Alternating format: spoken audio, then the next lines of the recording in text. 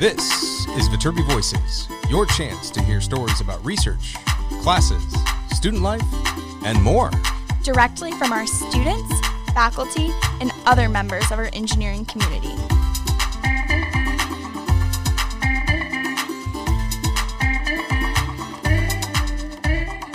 All right here at the USC Viterbi School of Engineering.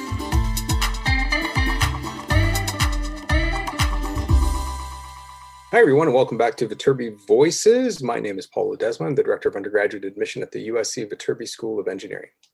And my name is Audrey Roberts. I'm a senior studying mechanical engineering here at USC. And we have Mahima joining us. Please introduce yourself, Mahima.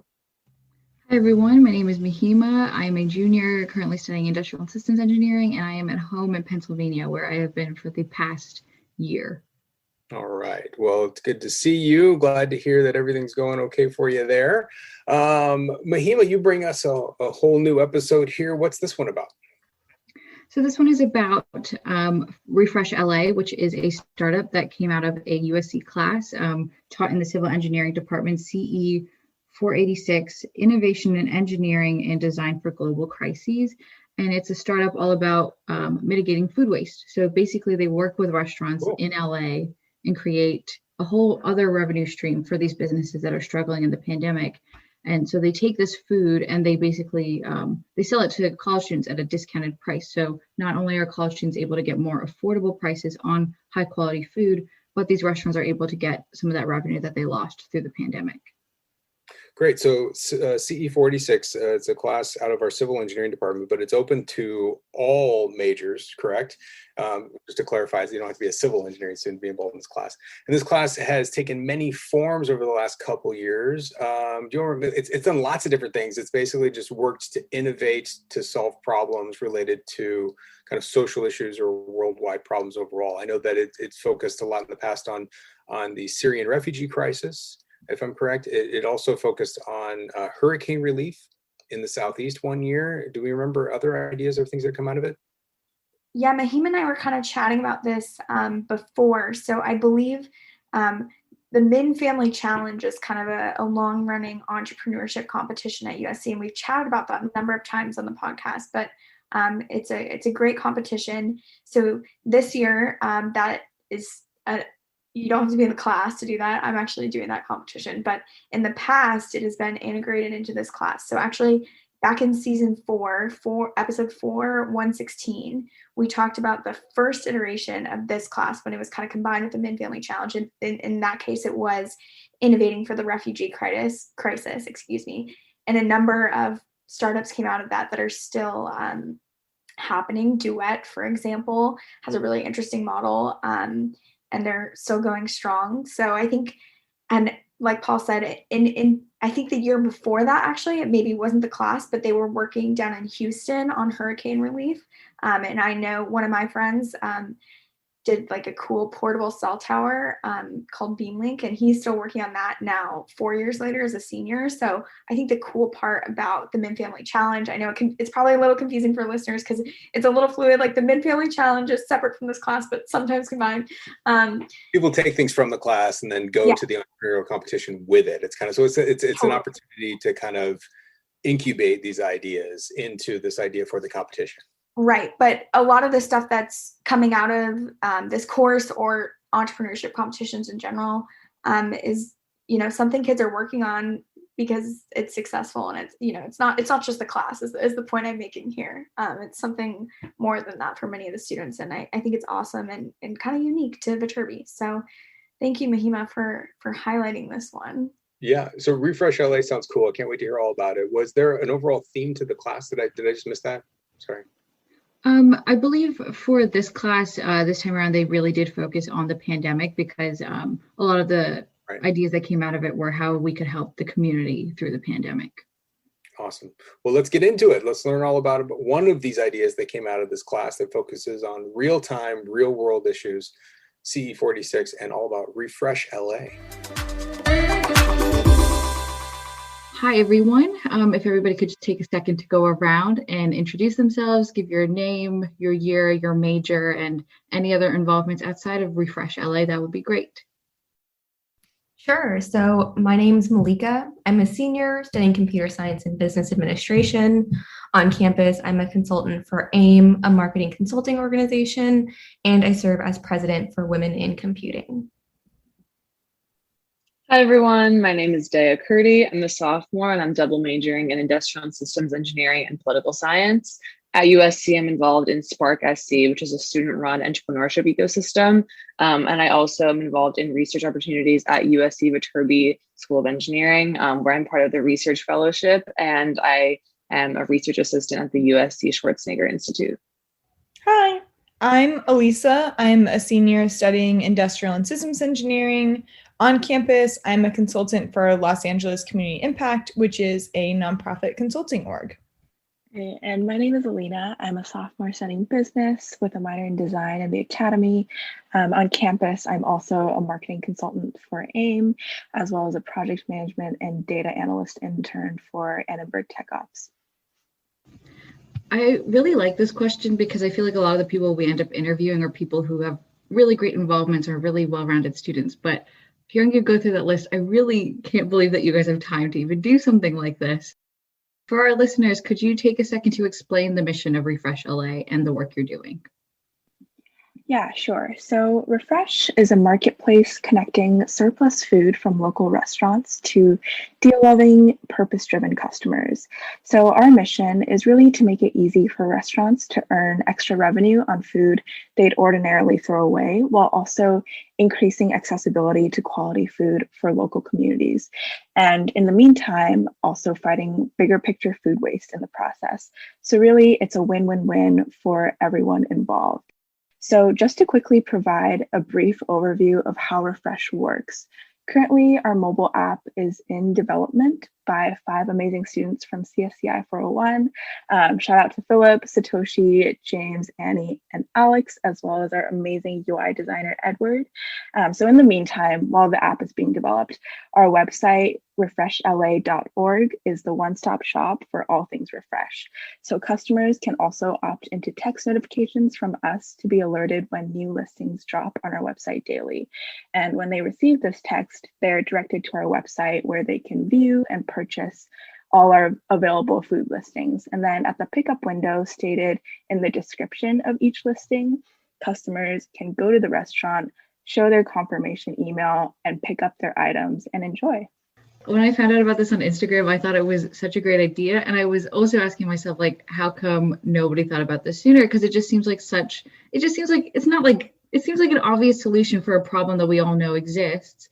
So how did this idea come about? What sparked your interest in this idea, especially because we're not really as directly involved or impacted by these events these days? So how did this idea come about? Yeah, so Refresh was actually born out of the Viterbi course CE 486, which is Innovation in Engineering and Design for Global Crises. So the course is year-long. We essentially spend the first semester identifying a global problem we want to solve and coming up with a solution. And then the second semester is actually implementing that solution. With the rise of COVID-19, the global crisis our class decided to focus on this year was the pandemic. So we were tasked with creating a solution to any problem that was either created or exacerbated by the onset of COVID-19. So our first semester was spent basically exploring all the possible problem areas. We really branched out and tried to explore everything from homelessness to specially abled students to food waste and food insecurity.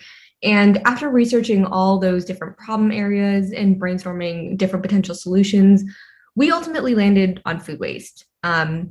Food waste is an issue that literally is everywhere around us, from the dining halls to restaurants to even our own kitchens. But there's a common misconception that the average person can't really do much to mitigate this problem. Even for me, I never really thought too much about food waste. Growing up, I think the only thing I was told was to finish everything that was on my plate, but I never really realized how big of an environmental impact food waste has. After learning that food waste is the third largest contributor to greenhouse gas emissions and that 1/3 of all food produced ends up in landfills, I think I knew that this was an area that I was really interested in finding a solution for. I even got more interested in food waste after spending a summer as a barista at Starbucks, because every night we were forced to throw away perfectly good pre-packaged sandwiches and pastries instead of taking them home or donating them to food pantries or shelters. It still baffles me that so much food is being thrown away, and yet there are millions of people across the world struggling to find their next meal. So, anyways, once we identified food waste as our problem area, we kept brainstorming different angles we could approach the problem with. And my team and I really wanted to focus on how we could tie food waste with helping those people, struggling due to the pandemic, and realize that both small businesses and mom and pop restaurants as well were really struggling to make ends meet. And I guess from all of these different pain points and problem areas, that's kind of where Refresh was born. We just see a lot of institutional problems, and I guess it's just because we're younger, we feel like we don't have a lot of experience. Sometimes we're aware of the problems, but we don't choose to do anything about it. And yet here you guys are doing something about it, which is really amazing. And for those of you who kind of hopped on as part of this project, what made you decide to take that step to devote time to this? Because you guys are full-time students, and this is a lot of work to be doing on a full-time schedule. Great question. I think that all great ideas have to start from somewhere. So it was kind of, why not us? If other people are doing it, why can't we do it? It was definitely intimidating to try and solve this issue. And I think starting off, it felt scary because there were so many aspects to it. But I also think that it's important to keep in mind any impact that we make, whether it's big or small, is still a difference in the USC community. So for example, when we first started Refresh, we said that even if we saved a few food items from being thrown away and we helped a few small businesses gain extra dollars and saved a few college students some money, that was still a win because we did something to help the USC community. One of our mentors, Michael Caesar, who is not one of the professors of the class, but is someone who comes into the class every single day and is always trying to help us and trying to work with us. He has this saying, he says, Rome wasn't built in a day, but they were laying bricks every hour. So for us, like every little bit matters, whether it's just a couple of boxes of donuts or a couple dollars saved. And this shared mindset really is what got us together and what keeps us going. I think for me, there are a couple other reasons that Refresh was very important. I grew up in New York City, surrounded by pollution and surrounded by garbage everywhere. And that definitely made me aware of pollution and sustainability. And it made me aware that there were so many problems that have to be solved. And I didn't see anyone solving them. So I think that for me was something else, as well as my dad being hit really hard by COVID-19.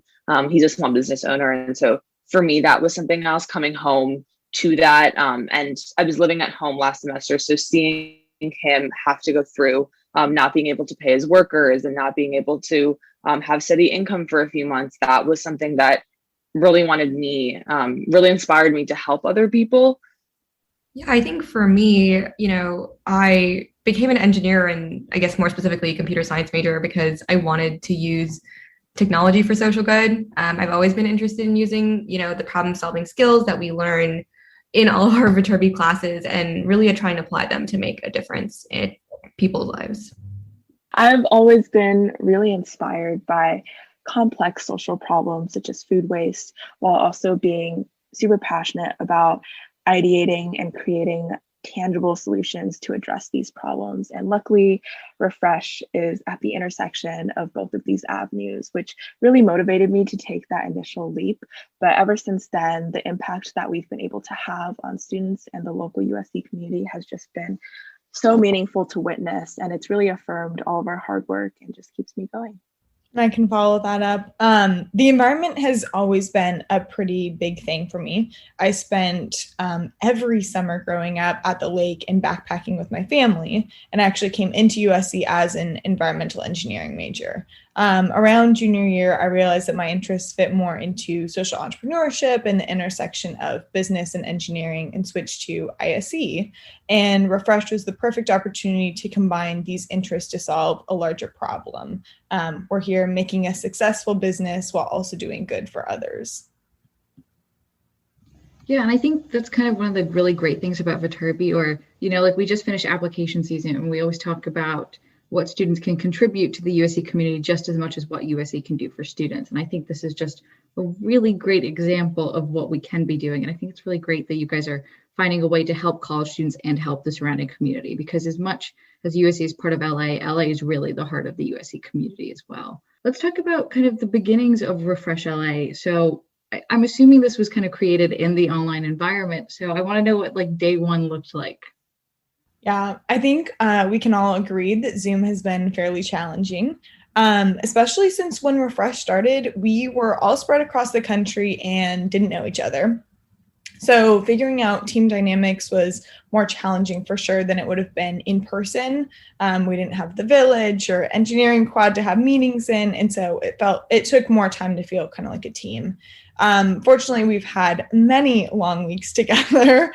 And so we found ways to make close relationships, which allows us to do important things like brainstorming and prototyping sessions, even though we are virtual. As for acquiring partner restaurants, that has been an entirely new challenge in a virtual environment. Instead of going in person and pitching Refresh to managers and owners, we've been cold calling and cold emailing and playing phone tag until we finally get in touch with the right people. And cold calling and having to put everything out on the line each time is intimidating. And even after months of practice, it's still so difficult. We've been very lucky to have incredible partners, though, and we've been able to create relationships with them, even in a virtual environment. I wanted to talk about the four of you in particular. Like you just talked about like team dynamics being a little different. So how did the four of you come together? And as you started to build your team, what kind of people were you looking for? And what was that like, that process in an online environment? Because, you know, usually with clubs and organizations, the way they work is there's like a recruitment season, or when you're in person, it's just a lot easier to reach out to people. So what was that like online and finding people to work with who were just as passionate about the same mission? Yeah, so that whole process was actually really interesting. So after the first semester of CE 486, the rest of my team that I was originally working with decided to pursue other opportunities. And so I was kind of the only one left hoping to really make Refresh a reality. At first, I didn't really know how to go about rebuilding the team. My first initial thought was I should try to rebuild the team based on finding people with certain skills. I think that's one of the things that I really love about this course is that it brings people from multidisciplinary backgrounds together to solve problems. So even though it is based out of the civil engineering department, the course is open to any majors so that, teams are comprised of students with different majors, different experiences, different backgrounds. And I love that because I think, having multidisciplinary teams really allows for the generation of new ideas and new perspectives. But then something I realized, during the first semester of the course as well was that having a team of really skilled individuals won't really get you far if they aren't all passionate about the idea. With a startup, you are going to be working constantly with no pay. And the only thing that really keeps you moving forward is just your belief in the idea and your passion for the work. And no amount of skill can get you to wake up really early and go to bed really late working on projects. So I think with all of that, even though having a variety of different skills was important, I ended up really valuing passion and drive over experience. And yeah, in regards to the virtual environment, I didn't know where to turn. Obviously, I was like, maybe I can check out my own network, which was really helpful and actually how Elina ended up joining the team. But after that, I was like, okay, well, who else do I know? How else can I reach out to people? And because I was, focused more on passion and drive and interest in people who wanted to make a difference, I reached out to other students who had shown interest in the course and had shown interest in other, nonprofit work or work that was using technology for social good. And so after conducting a few interviews, Elisa and Dea really stood out as people who wanted to make a difference in the world and who recognized that the potential that Refresh had and wanted to use the skills they were learning in Viterbi in the classroom and applying them to the real world. So that was kind of the process of rebuilding the team. It was a leap of faith. You know, like Elisa said, we didn't know each other going into this. So we all kind of were crossing our fingers, hoping we would get along. But I think it all worked out pretty well. You know, even though Refresh was formed over Zoom, we all clicked pretty instantly and we're all really excited to hit the ground running. I like stories like this because I feel like in an online environment, it's just been really hard to make connections. And I feel like I've talked about this a lot with different friends. And I just feel like in some of my classes now, like there are people who I don't know anyone in those classes and I've never interacted with these people. And yet like you all came together, like not really knowing each other and are doing amazing work. And I just think that's just such a great, it's like really cool to hear about because I think like the one thing I miss the most about being in person is like the connection I have to my peers. I want to talk about a little bit more about the business and specifics. You already mentioned kind of how as long as you're helping or as long as you're preventing some food from going to the landfill, you know, it's a success. And I completely agree with that. I think especially, I mean, it's just, you guys are still students and I feel like any sort of progress is success in this area. But specifically for you, how do you measure success and what are your short-term goals as of right now for Refresh LA?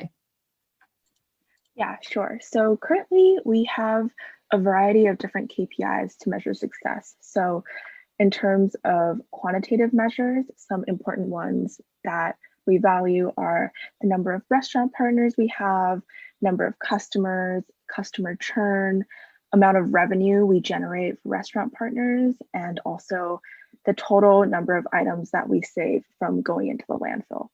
So beyond these quantitative measures, one of our core goals is to help out small businesses and mom and pop shops. So another thing that we like to track is just frequently checking in with restaurant owners and hearing that the extra revenue that we're generating for them is actually making a difference. In terms of short-term goals, we're actively working to onboard more restaurants in the USC area in preparation for when things slowly open up again in the fall. We're also doubling down on expanding our user base to spread the word about Refresh to both current students as well as the incoming freshman class through social media, press, outreach through student organizations, and also just word of mouth referrals. But long term, the team is looking to expand beyond USC to other universities in LA, as well as other college towns in different urban centers nationwide. With that being said, of course, with such big goals, we also need a much bigger team. So if anyone listening is interested in our mission and wants to work in a fast-paced, high-impact environment, we'd love to meet you. All details are listed on our website.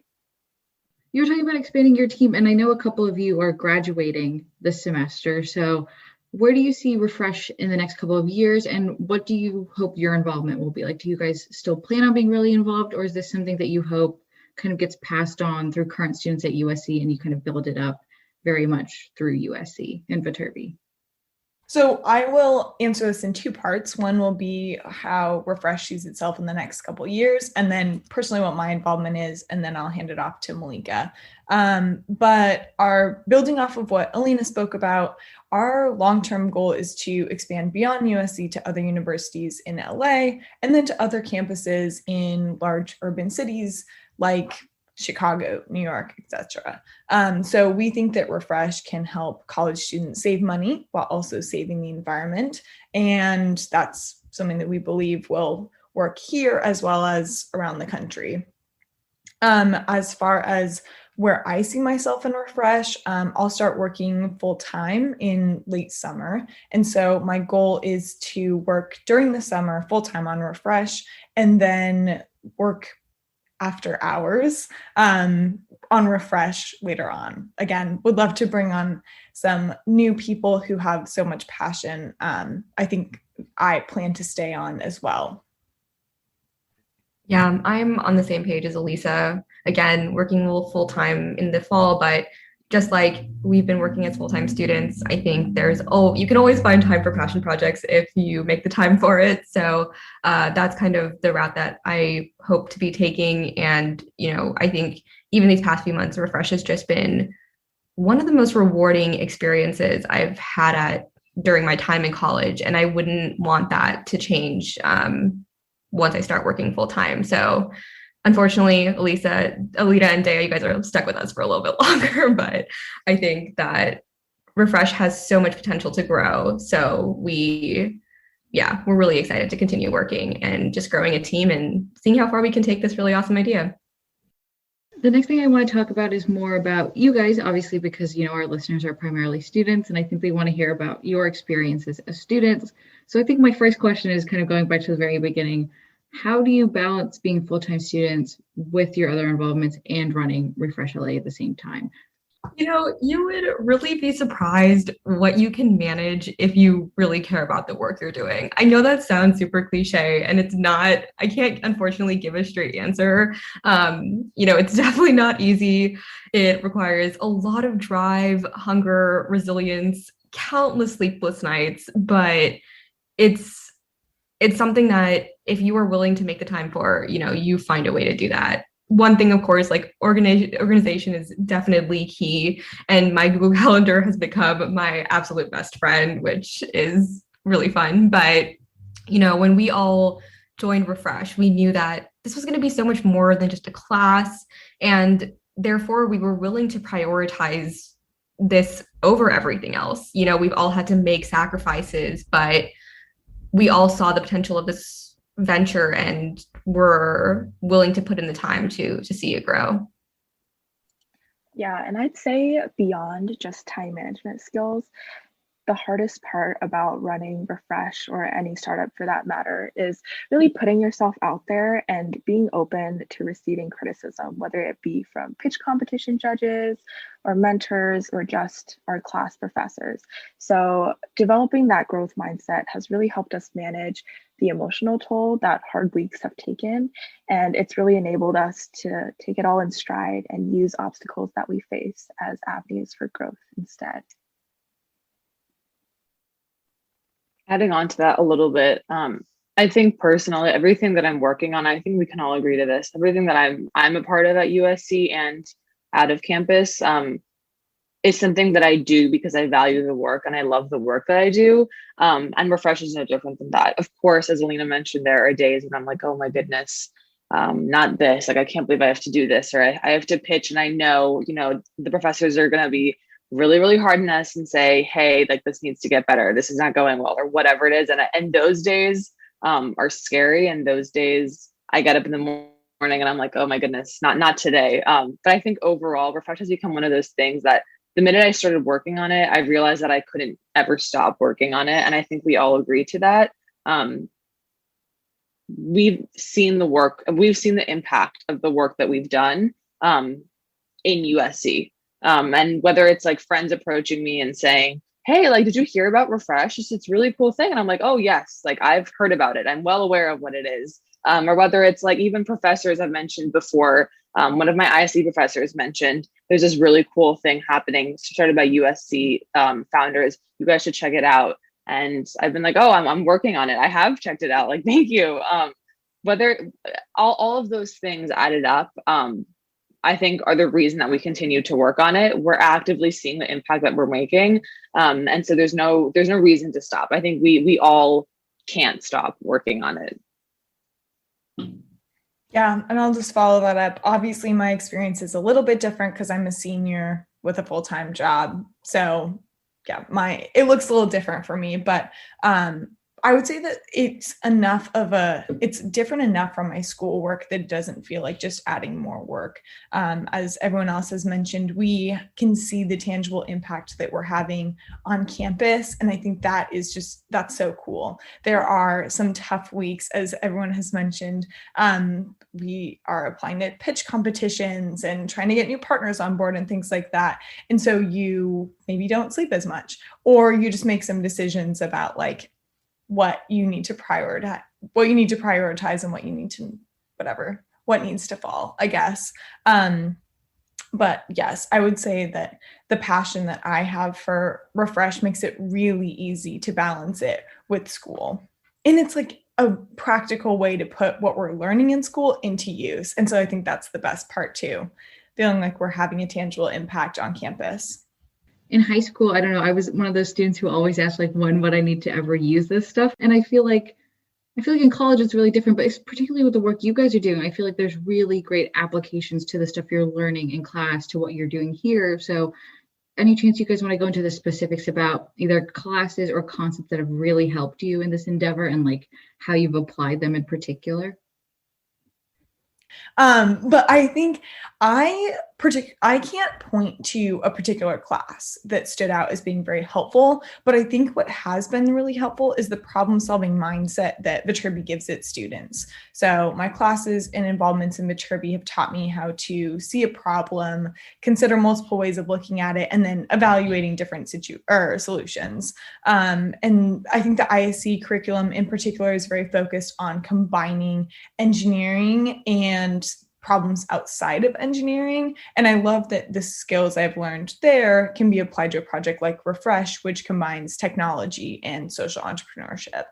Yeah, I can add a little bit to that. So I'm a double major in ISC and political science. And so for me to combine what I've learned in Viterbi classes, but also in political science has been really interesting.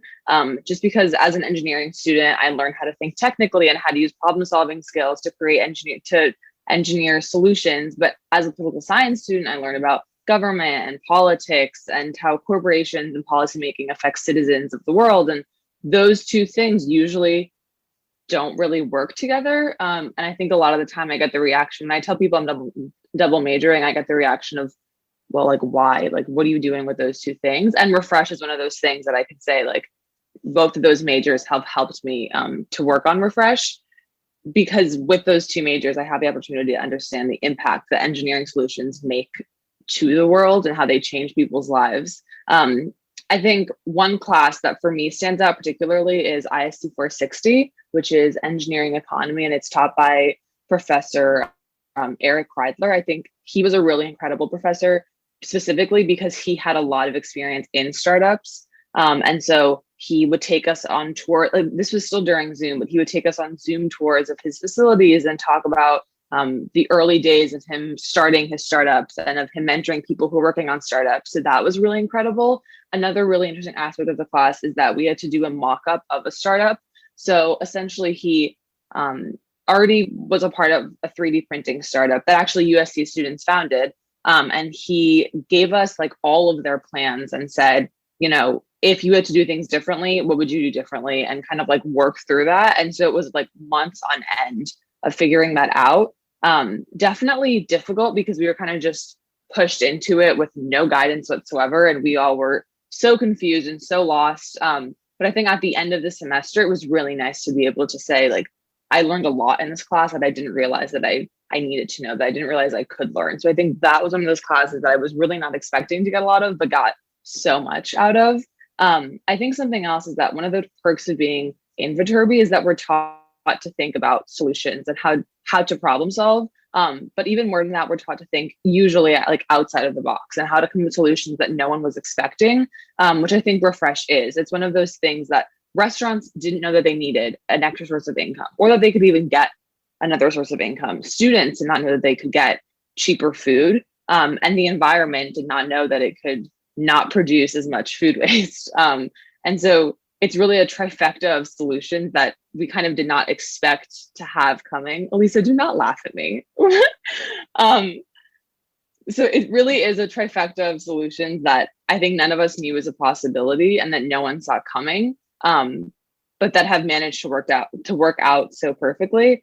Also, this class, CE486, is really an incredible class. It is a civil engineering class, and so it is Viterbi based, and all the professors are based in Viterbi. However, a lot of them have, not all of them have incredible life experiences, and because of that have been able to help us so much. We had a meeting with them a few days ago where they had so many, like they were so proud of us, but with being so proud of us, had so many critiques and said, you can do so much more, here's how. So that class, I think, has been very, very beneficial for us and has helped us grow in ways that I think none of us imagined. Yeah, I'm trying to think. The classes for me personally that come to mind are CSCI 201, Principles of Software Development, and CSCI 310, Software Engineering. You know, both of these courses really taught us about the software development process and the software lifecycle. And we did that by like getting put into teams of 4 to 5 students and having us basically complete semester-long projects from scratch. So throughout these classes, we would learn different topics like project management, software requirements, architecture, design, implementation, and testing. And so the experience and knowledge I gained has really helped me basically become a liaison between our users' needs and the development team that has been working so hard to build Refresh's app. You know, having gone through the process before, I can understand the roadblocks that the development team might face and can support them when they need that. Also, the experiences have taught me how to more accurately create project benchmarks and realistically determine, you know, which features can be accomplished in a given time frame. And so I think those 2 classes and with Refresh I've been directly able to apply what I've learned in a real world situation. But more generally, you know, as a computer science and business administration major, I get to take classes in both Marshall and Viterbi. In my Marshall classes, I really get to think about larger problems and ideate potential solutions for them. And in my Viterbi classes, I gain the technical skills to solve the problems. So kind of just echoing what both Elisa and Day have said, you know, CE 486 and Refresh have really allowed me to combine, you know, the problem identification and ideation with the actual problem solving portion to create something really important and that can actually have an impact. And I think when I say that, one thing's come to mind is always like, I've always really liked how Viterbi has this engineering plus initiative, which like really encourages students to take interdisciplinary courses and explore other coursework in order to apply, you know, engineering solutions in different fields. And that's exactly what we're doing with Refresh. So I think we can apply everything that we're learning in the classroom, but one of Viterbi's missions is like, try to apply it outside of the classroom, try to figure out new ways to incorporate engineering into other parts of life. And I think that's exactly what we've done. So basically what I'm hearing is that physics has not helped you at all. So I think that's like the key takeaway here. No, just kidding. I think I'm also an ISC student, and I feel like the classes I'm taking right now just seem like super relevant to the mission. You know, I'm taking a supply chain class, and I feel like I can see how all of this stuff fits in really well. And I think that's what's really gratifying being at the college level of education, is that you can really finally see like the applications. Or when I started to get really into my ISC classes, I was like, I can see myself using this in a later job and not just constantly being like, I guess I took a class for some reason. So I think that's just really great that you're able to actually apply what you're learning, because I think that's, at least for me, that's like one of the most gratifying things about getting more involved outside of my academic stuff.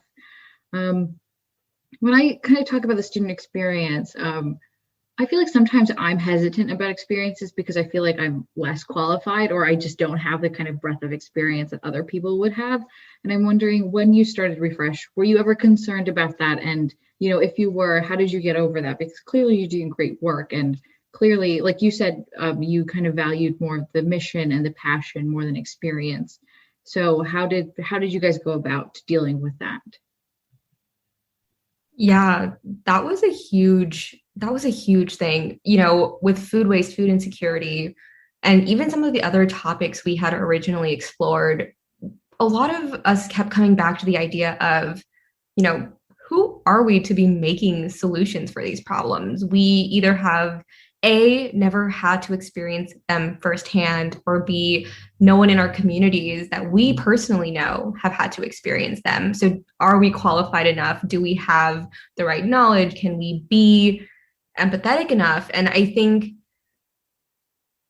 I personally don't think you get over that feeling. You know, you're always going to have a part of you feeling like, hey, maybe you aren't the right person to solve it. But at the same time, if you're not willing to take the first step, who's going to do it? You know, there has to be a point where you say the potential outcomes and impacts that you can make are greater than some of the worries that maybe you're not as qualified. And the best part is, you know, taking that first step is all on you, but you can educate yourself to learn about the experiences that people who are struggling with these problems are facing. And we spent a lot of time doing user interviews, talking to restaurant owners, just trying to get to the core of how has it been for them during the pandemic. Every little thing that we didn't even think about makes such a big impact for them. And talking to our users and students who are saying, because I lost my job due to the pandemic, I have to make really hard choices of, do I pay for housing or do I pay for food? And